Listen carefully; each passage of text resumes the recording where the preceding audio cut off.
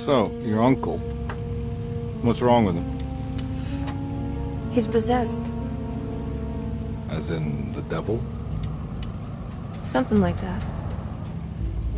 He says a dark man is following him, watching him at all times. What do you make of it? It's nonsense, of course. But I'd be lying if I said it didn't bother me.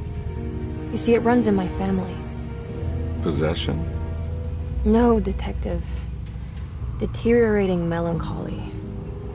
Practically every member of the Hartwood family is driven mad before they grow old.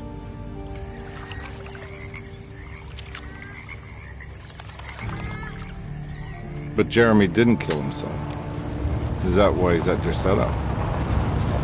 Despite being convinced that he is truly possessed, he decided to put his last chips on Dr. Gray and his psychoanalysis, figuring he might stumble upon some cure.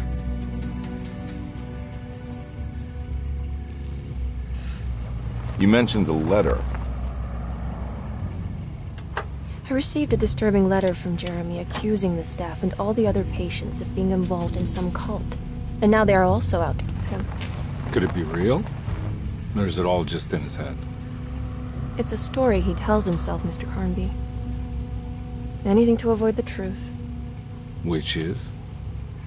That we're all terribly insignificant. That people mean so very little to one another. That there is no one out to get Jeremy Hartwood because he isn't worth getting. Here we are.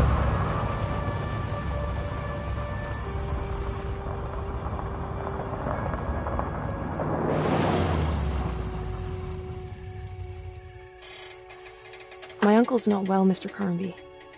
I want to make sure he's all right. Then what's my part in this? You couldn't get a cab? I just wouldn't feel safe going alone.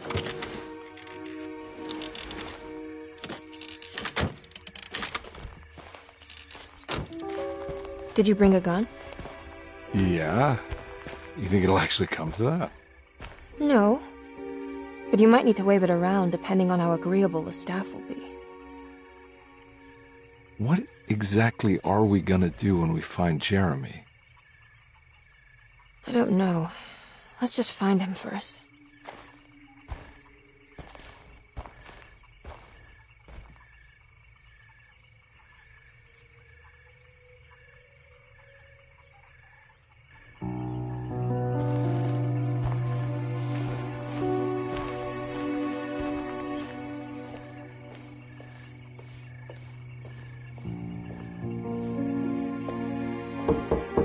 Hello? Hello? Looks abandoned. It can't be. There has to be someone around. Wait here. I'll go around back.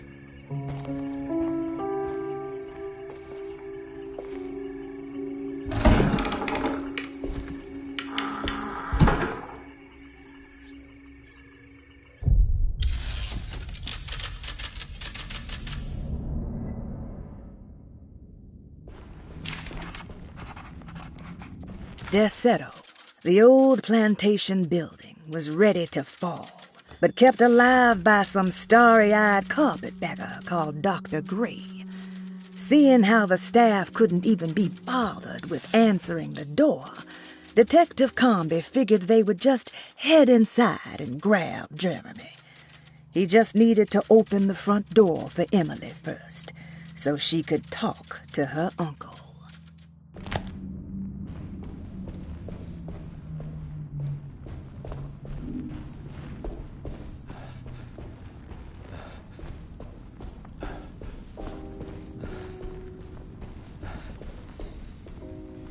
Now what do we got here?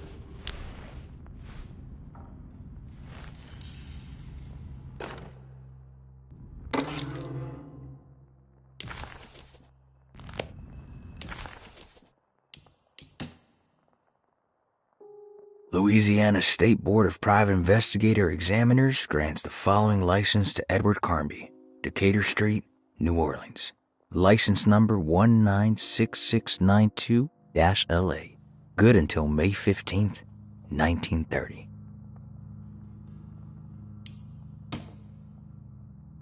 Carnby, Why am I hearing from Gloria Allen that you got some job at the loony bin? You better not be thinking of paying her off before me. I don't want to take you for a ride, so get me my money. I'll be at the Maccabean all night if you score some dough. Obed Morton.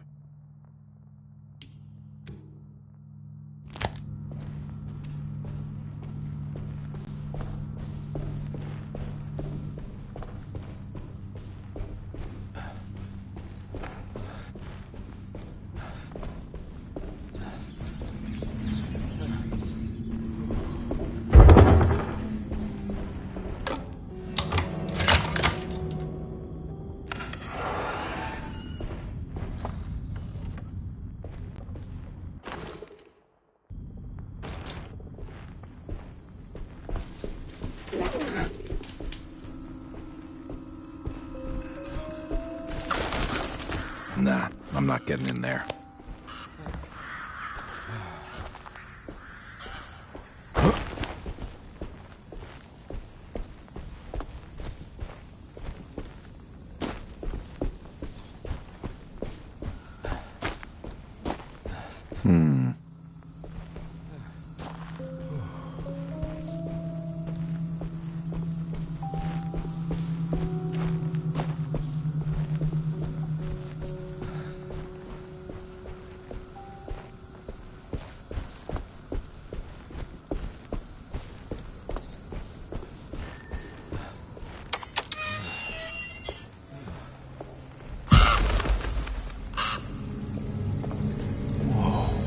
That's one big tree to fit inside a conservatory.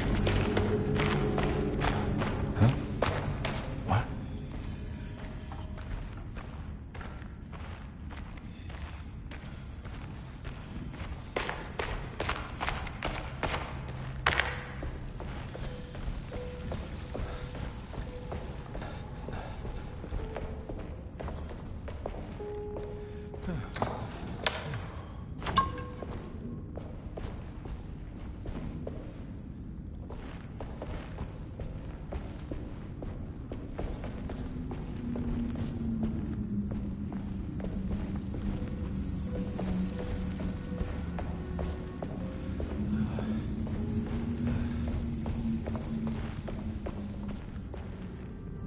I need the key.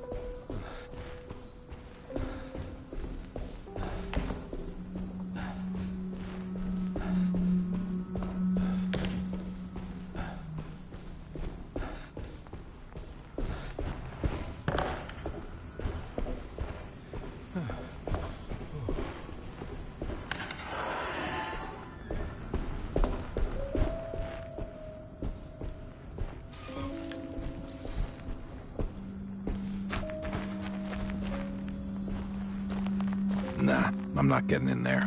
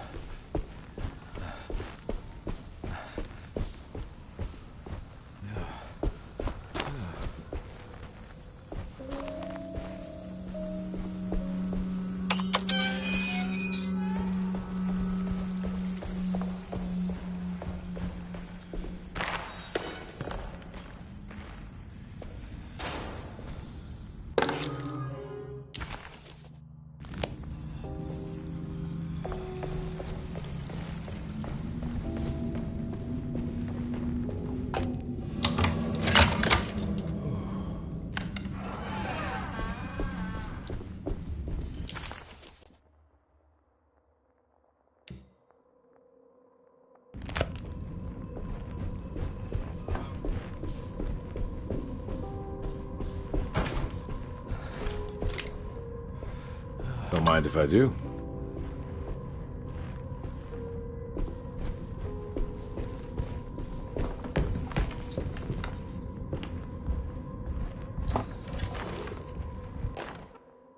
Every day your silence weighs a little heavier.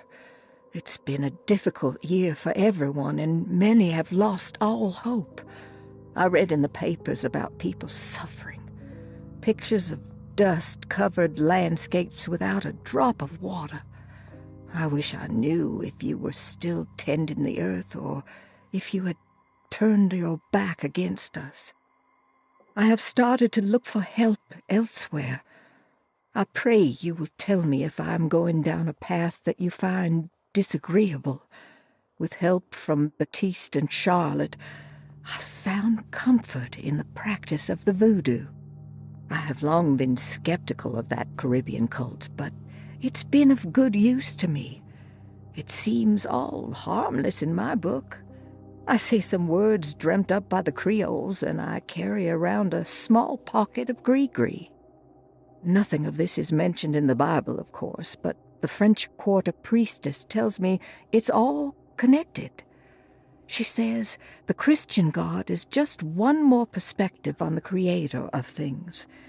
That's what I like to think, but the other way around, that the spirits of her faith are just aspects of you, our Heavenly Father.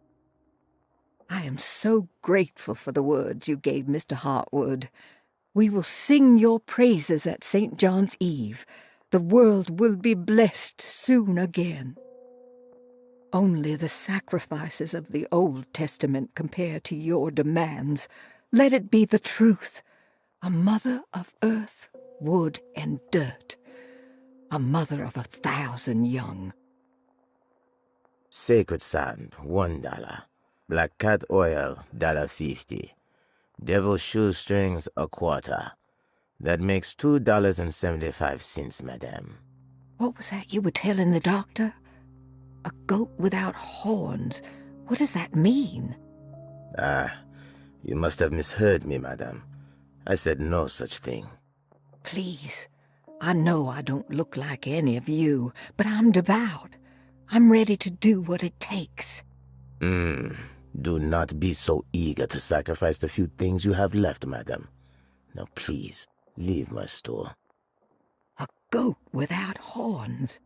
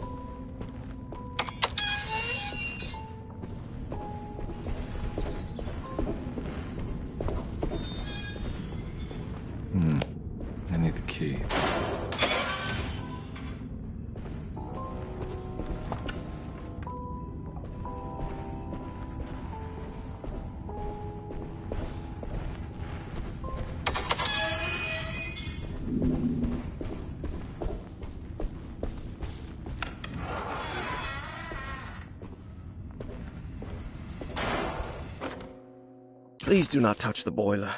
It is working after all.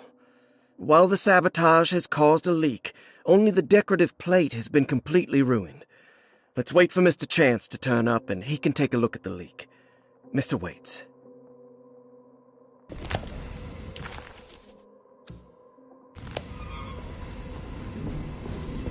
That doesn't look safe.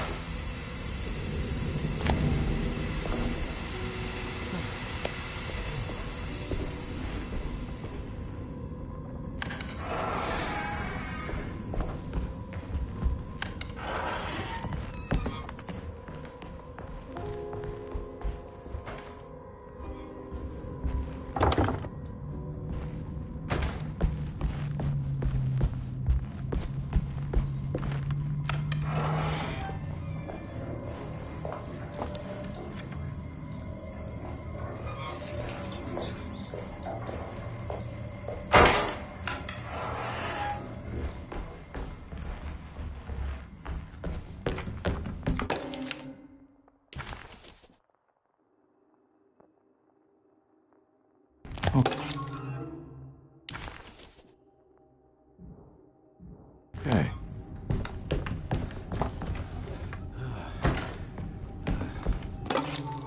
Sunday, June 22nd. I spent all day looking for Jeremy. I should have cared for the others, but I'm scared that he will do something irreversible. Cassandra is upset that I didn't give her the latest shipment of pain medication that Waits brought from the post office yesterday. I would have given it to her, but the company didn't send a new key this time around, so the box is just sitting there on my desk.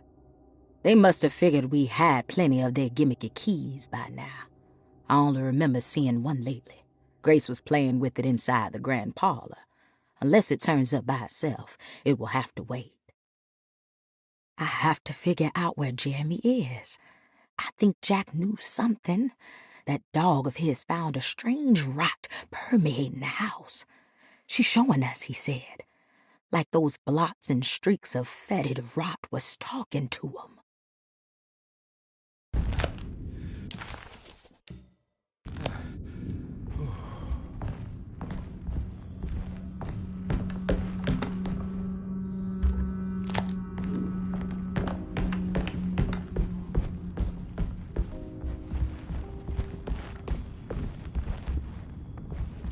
I need the key.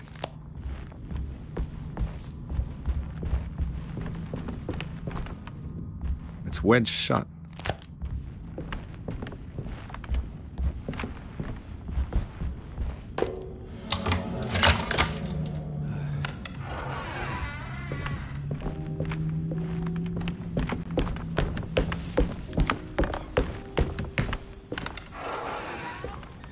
Oh. I need the key.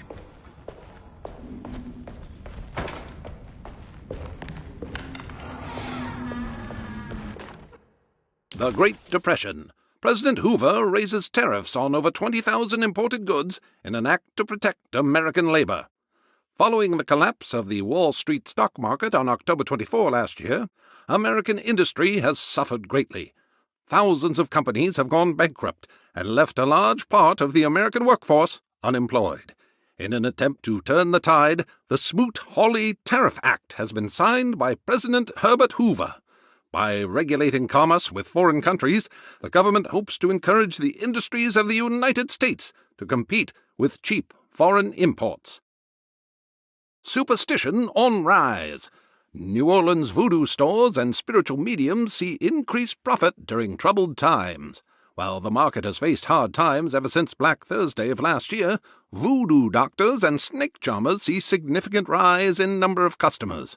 With the coming Eve of St. John on the 23rd, the police expect increased cult activity around Bayou St. John, the southern shore of Lake Pontchartrain. Voodoo rituals in that area on the Eve of St. John have a long tradition reaching back to the first snake worshippers brought as slaves from West Africa. During the 19th century, its practice was popularized by the legendary Marie Laveau and has since been embraced by many of the Creoles and the surviving aristocracy of the French Quarter. Author seeks asylum. Rumors regarding author Cassandra Beauregard making Derceto her home verified. Derceto Hospital is an old plantation building on the eastern shores of Lake Pontchartrain. While often considered an asylum for the insane, residing Dr. Elmore Lee Gray prefers to think of it as a convalescent home, a place where you can go to rest. The patient list is kept secret, but thought to include many of the black sheep of wealthy families, because at Derceto, treatment does not come for free. Local author Cassandra Beauregard has now been confirmed by her own admission. She's been lauded as a powerful Creole voice and written many successful books. Lately it was reported from Hollywood that she has finished a moving picture manuscript titled Slaughter Gulch. That film is set to hit the theaters next year.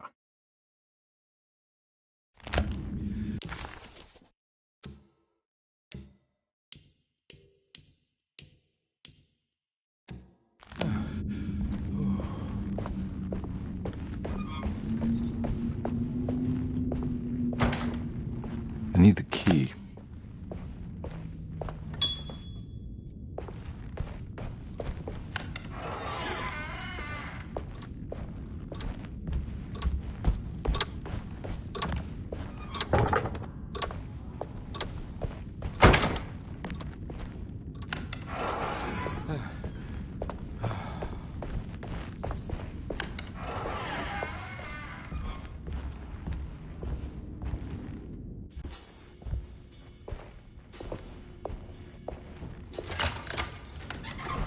Thanks. What are you doing? Who are you? Whoa, pardon me, excuse me. My name is Edward Carnby, private investigator. I hope you don't mind we let ourselves inside. I do mind. This is private property. You can't just barge in here. I'm sorry about all this, but I'm looking for my uncle. It's urgent, and no one was answering the door. We can't hear you knocking anymore. None of us can.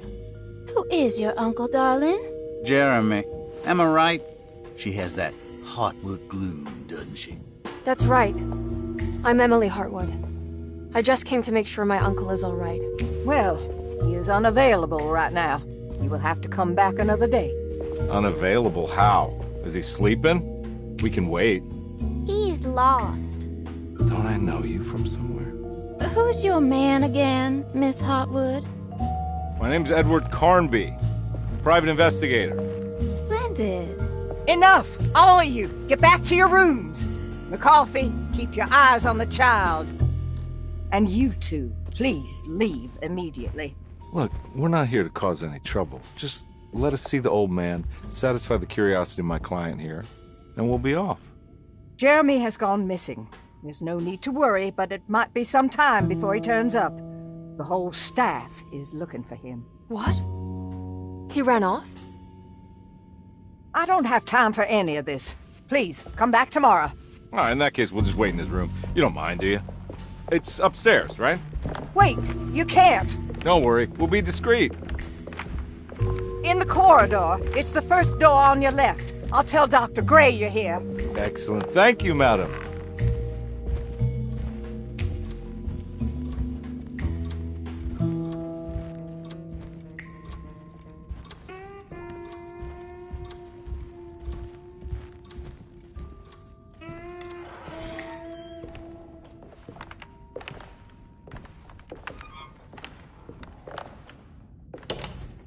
All right, here we are. Let's look around. See if we can dig up any clues.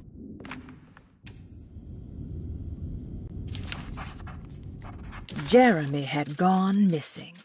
The housekeeper said the staff at Derceto was looking for him, and that Detective Carnby and Emily should come back tomorrow. Hoping to wrap up this case before leaving, Carnby hustled his way inside Jeremy's room, leaving the housekeeper flustered and running for Dr. Gray, the chief of Derceto. Having bought some time, this was the perfect opportunity to look for clues regarding Jeremy's disappearance.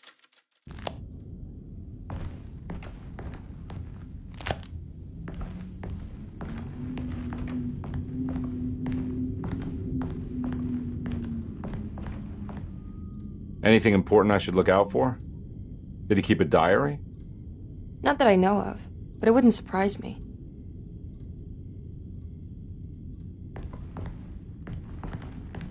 Quite the artist, your uncle. Paintings, sculptures. I don't know much about modern art, but he seems dedicated. Jeremy is a fairly well-known landscape painter in New Orleans. You've probably seen more of his work than you realize.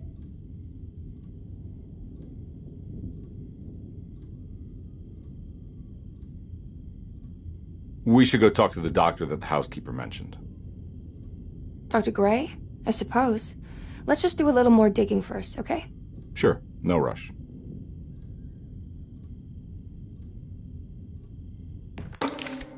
Every night the dark man stands opaque at the threshold of my room, counting the days until my spirit spills out of my tired shape. Only his pallid mask shelters my remaining sanity. Staring directly into the face of that demonic sultan would surely sunder time itself. Would he have looked the same to my father as he struggled for his life? Does his veiled face haunt my niece quite the same way? I wish so that I could rest my soul in that sunburnt convent of Tarawea. Would I find you there, Juan? Or Senora Perosi? Back from the beyond. Every night I hide from him, moving from one misshapen memory to another. Scenes conjured out of fantasy and delirium. Places I struggle to even paint. I wish I understood your death, Senora. Is there anything I could do for you but bury you in that bleak necropolis? That triumphant chapel rising above the ledges and the oven vaults shall be your sepulchre, where you may rest, and I shall weep.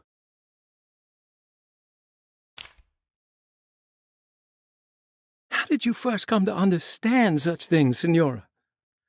How did you know that the battered boiler in the basement would lead me to Lafayette Cemetery? Or how the old upstairs clock, with its astronomical motifs, would take me to that hateful mound outside of Claremont Harbor? Those are my memories, my past. Is there perhaps a chance, if ever so small, for me to see Tarawea? Oh, I want that more than anything.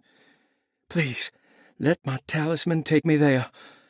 Let me sit with Juan under his Bodhi tree.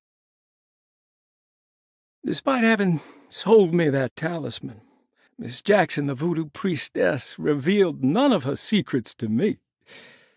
That's why I had to travel to Tonka. Instead, she cruelly told Baptiste, my caretaker, that he would be betrayed and killed in the most awful way, that the one he loved would pierce his thigh with a sharp spear, and that he would be devoured by his own mother. What a terrible thing to say. The people of Deseto are becoming dangerous. They do not understand what they are doing. I must do something to stop them. I tried talking to Dr. Gray, but he confuses my worries. He's caught up in treating me. How can he expect evil to be cured with medicine and conversation? The orderlies, the housekeeper, and the patients are all deranged. They will call upon evil to enter this world. All will be lost. Everything. Unless I can find the clerk, Mr. Waite. He seems to be a clear-thinking man. Maybe Beauregard. The dark man offered me a prison, and I accepted. I signed that miscarried contract and entered the dark pact. Everyone is safe, except for me.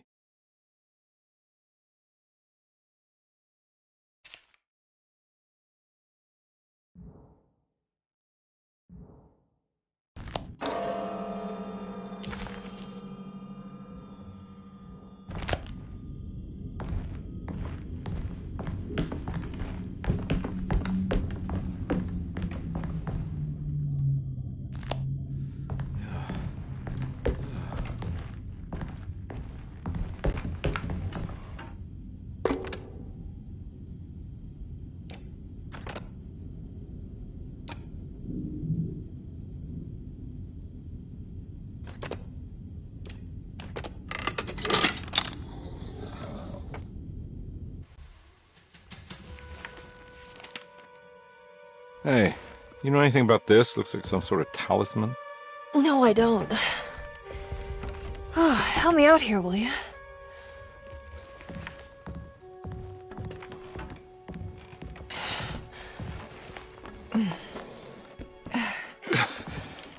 I would kill the guy to throw some of this stuff out. I'd be crazy too if I had this much junk lying around.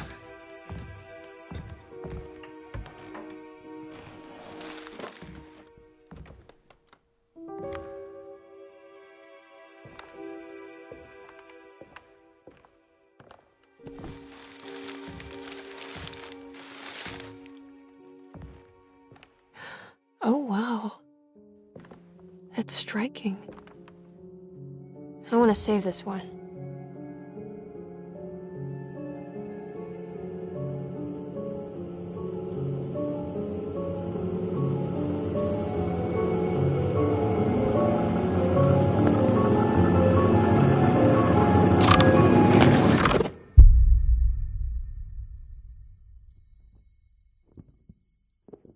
All right, come on. I want to go see Dr. Gray.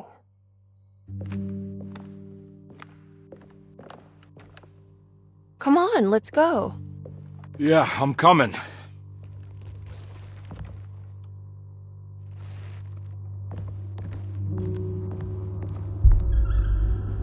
Miss Hartwood. Emily?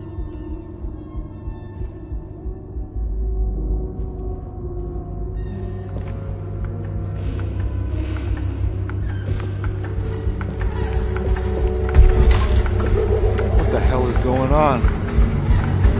Where am I?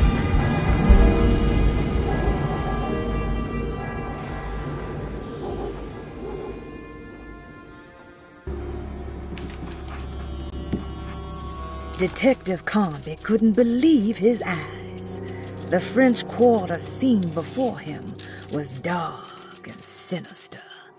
The only sign of life he could see from Jeremy's balcony was the light coming from a lone corner store.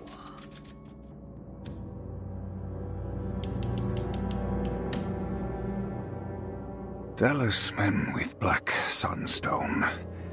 An ancient navigational tool found inside a cheniere along the Bayou Tonk.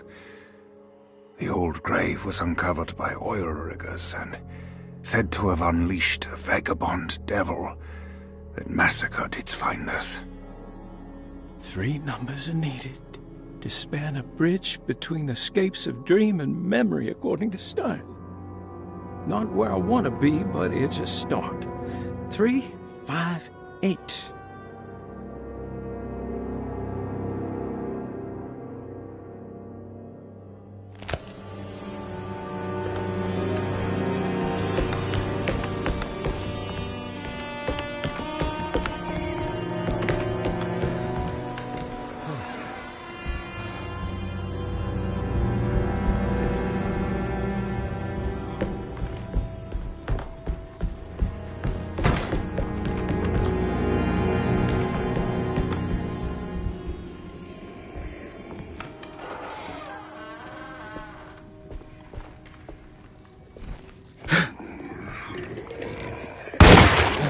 Go!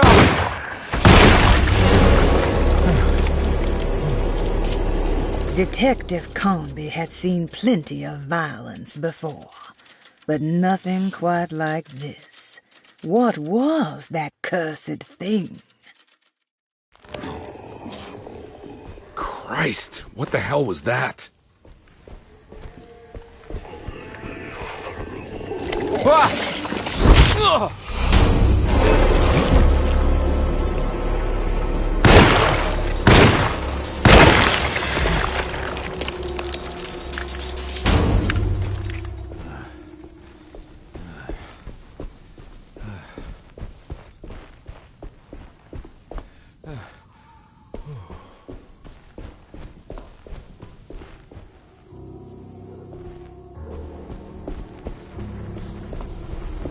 I can't go that way.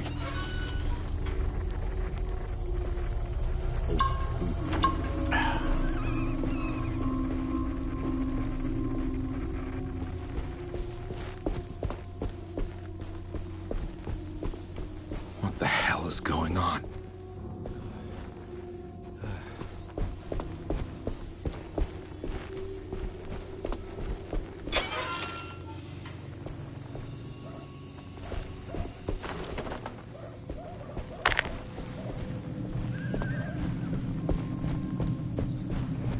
I can't go that way.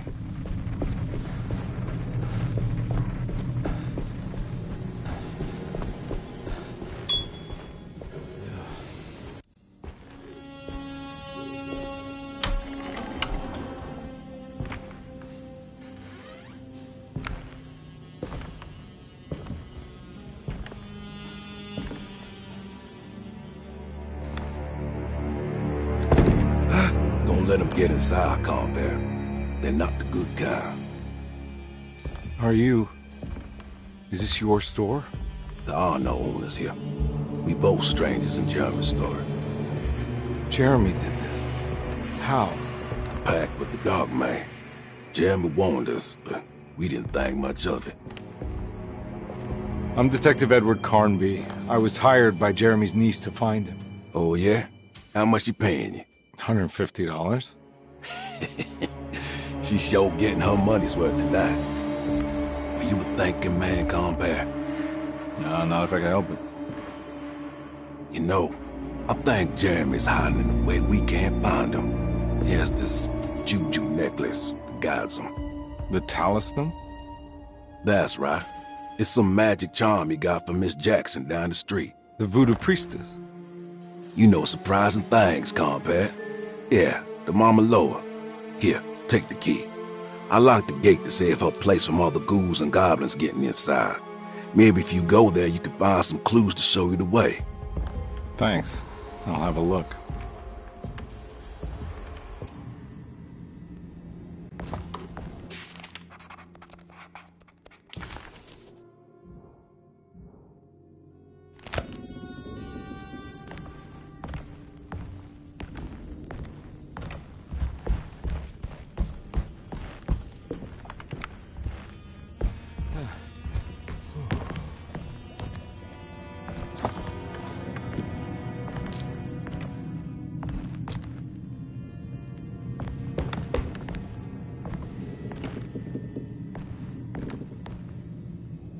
You want to come along?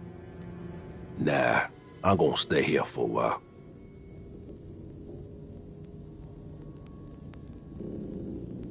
Anything I can do for... Sorry, I didn't catch your name. Baptiste. Just tell my sister Lottie I'm alright if you see her.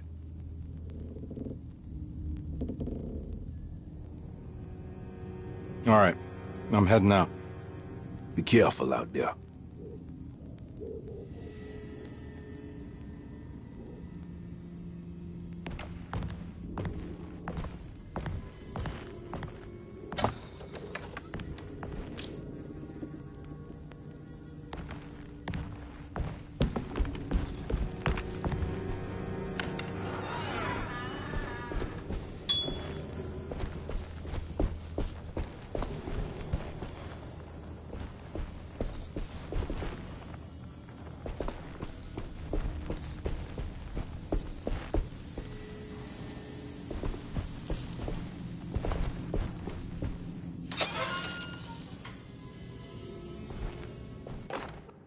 Okay.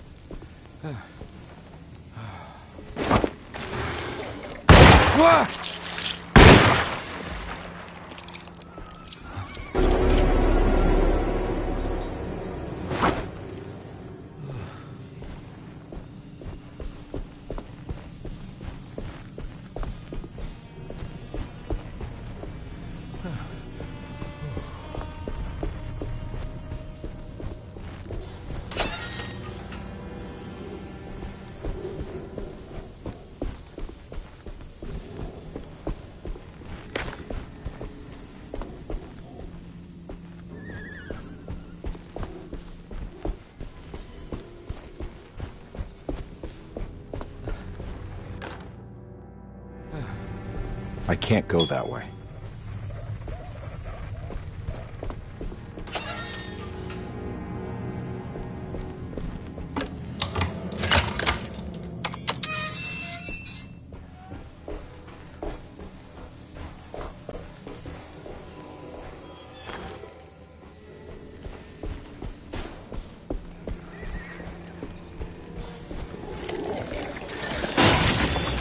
Ah!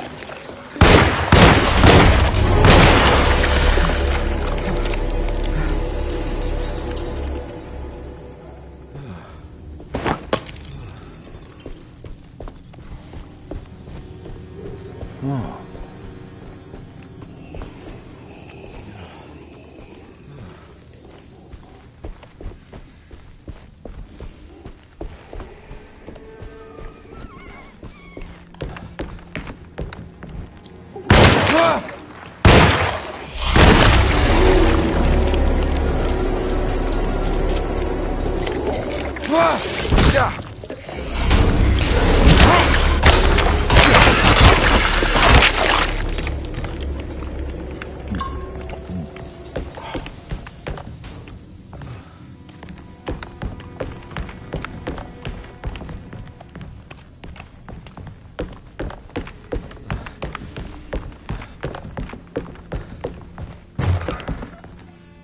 I recognize this place. It's Miss Jackson's seance parlor.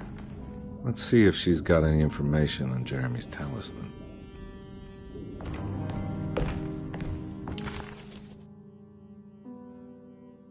He recognized this place. It was Miss Jackson's seance room.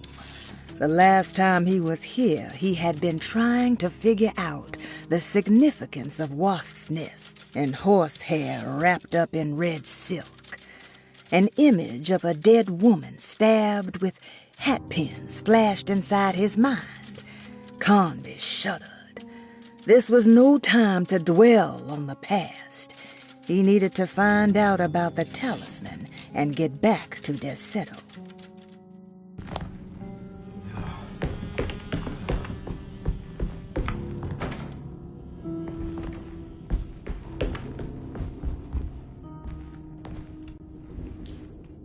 It's the talisman, like the one in the painting.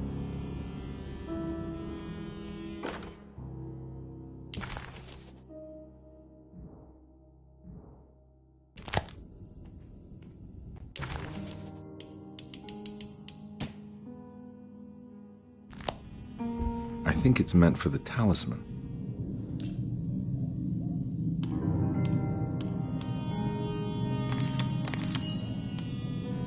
I think it needs numbers, like coordinates. Maybe there's something in Jeremy's notes.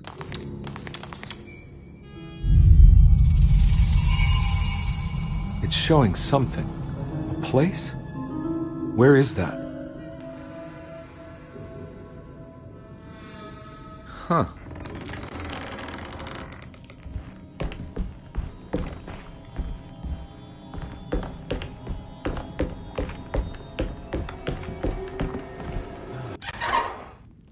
Detective, I was wondering when you were going to show up. Mrs. Thompson told me you were here. I understand you are working for Jeremy Hartwood's niece. Yeah, I guess so. I mean, you're not wrong. We came here for her uncle. I just didn't expect... I didn't expect this. You are Dr. Gray, right? That's right. You don't happen to have some identification, Detective. I'm not keen on having strangers prying into my business. Oh, Detective Edward Carnby, Decatur Street, New Orleans. Enjoying the Vieux Carré, Detective? Those old French quarters, the voodoo people, the gangsters. I'm sure you live an exciting life. Well, it's not quite like the stories, Doc. Just trying to make a living. Aren't we all making a living? Well, welcome to Deseto, Detective. I hope your time here will be useful. Now, what can I do for you? Why don't you tell me where I can find Jeremy Hartwood? Why wouldn't that make for a short visit? I wish I could tell you, but I'm afraid I don't know. A drink, Detective? Anything brandy. Oh, you do belong in the French quarters, Detective. Armagnac or cognac? Just give me the cheap stuff. I'm not much of a connoisseur. Having low standards is not a virtue, Detective. Let me see if I can broaden your perspective. What can you tell me about Jeremy? I wouldn't want to go into details about his condition. Doctor-patient confidentiality. I'm sure you understand. Sure, but he is crazy, and he's gone missing. Why? Here, try this. Ooh, it's good. Got a bite? It's called a sidecar. The trick is not to be afraid of the tartness of the lemon. Then, for goodness sake, don't overdo the triple sec. Okay, what can you tell me about Jeremy? Well, let me think. He is an anxious man, constantly worried about events not presenting themselves according to his model of predestination. He complains about things not being carried out in the right order, and that some things simply shouldn't be. Is any of this helpful to you? Not really. I was hoping for some direction where to look next. I'm sorry. I have nothing for you then. You should talk to my orderlies. They have been looking for him for a while now. I'm sure they would appreciate your help. Yeah, I ran into Batiste earlier. Come to think of it, he might have given me a lead. Oh, excellent. So your investigation is already underway. I'm gonna go, but I'm sure we'll meet again. Looking forward to it. Safe returns.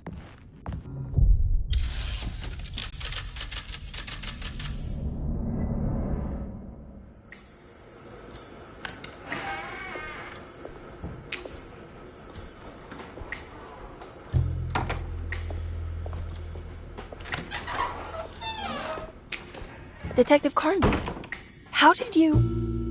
where did you go? I was just talking to Dr. Gray. You disappeared. No, it's not what you think.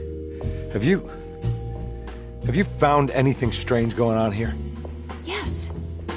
Everyone is being incredibly evasive and I can't figure out why. No, I mean something you can't explain. Paranormal, even. Detective, I really need you to get yourself together. I can't do this alone. Forget it. I'll figure it out. Do you want to come see Dr. Gray? No, I want to try something. With this talisman, I think I can follow Jeremy to the place he mentioned in the book. What was the name? Do you remember something Spanish? Tarawea. Yeah, that's where I need to go. Detective, are you gonna be all right? Yeah, of course. Go talk to Dr. Gray. We'll rendezvous later.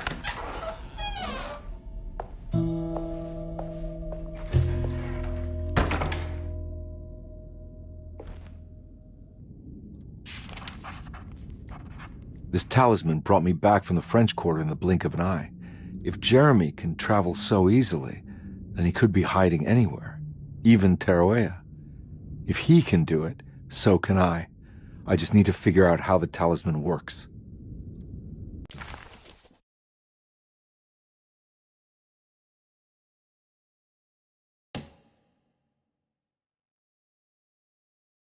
While Detective Carnby was grateful to be back at Derceto, he was eager to test his hypothesis.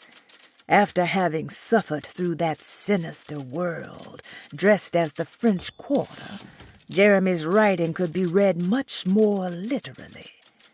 What if Jeremy used his talisman to actually visit those places he mentioned in the book? Carnby felt certain that this was the answer. He wouldn't find Jeremy hiding inside Derceto. He would be in one of those other worlds. And to follow in his steps, Carnby would have to investigate the old clock and the boiler and find out what part they played.